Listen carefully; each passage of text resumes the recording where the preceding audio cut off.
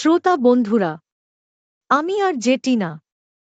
আজ আমরা আলোচনা করব এক ভয়াবহ প্রাকৃতিক দুর্যোগের কথা, যা 1976 সালে চীনের তাংশান শহরে ঘটেছিল। এই ভূমিকম্পটি ইতিহাসের সবচেয়ে প্রাণঘাতী ভূমিকম্পগুলোর একটি। প্রায় 2.5 লক্ষ মানুষের প্রাণহানি ঘটিয়েছিল, শহরটি ধ্বংসস্তূপে পরিণত হয়েছিল। চলুন ধীরে ধীরে সেই ভয়ঙ্কর রাতে ভ্রমণ করি। সকাল হতে আর কিছুক্ষণের মধ্যেই তাংশানের শান্ত শহরে তখন ঘুমনিদ্রা। বাবা মা ঘুমোচ্ছিলেন, শিশুরা স্বপ্নে মগ্ন।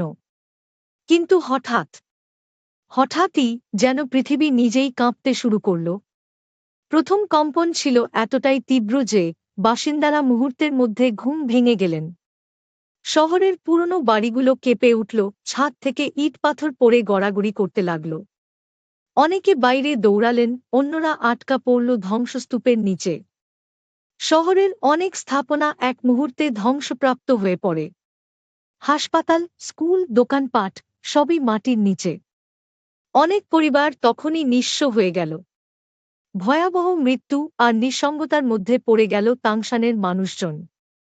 আজকের গল্পে আমরা পরিচিত হবেন মিক ওয়াংয়ের সঙ্গে, যিনি সেই দিনে তার পুরো পরিবার হারিয়েছিলেন। ওয়াং একটি অফিসে চাকরি করতেন। ভূমিকম্পের রাতে তার বাড়ি ধ্বংসপ্রাপ্ত হয়, স্ত্রী ও 2 সন্তান ধ্বংসস্তূপের নিচে চাপা পড়ে মারা যায়।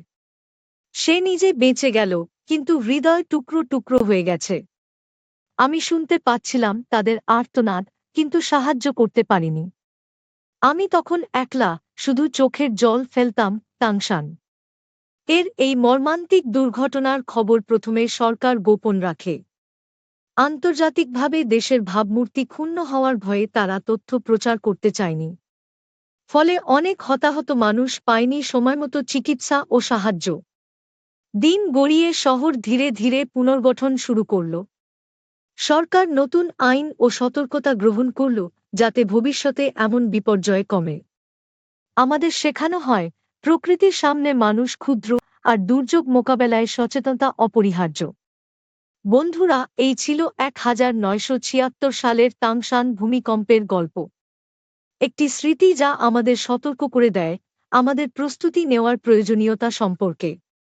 আমাদের পরবর্তী পর্বে আরও সত্য ঘটনা নিয়ে আবার আসব।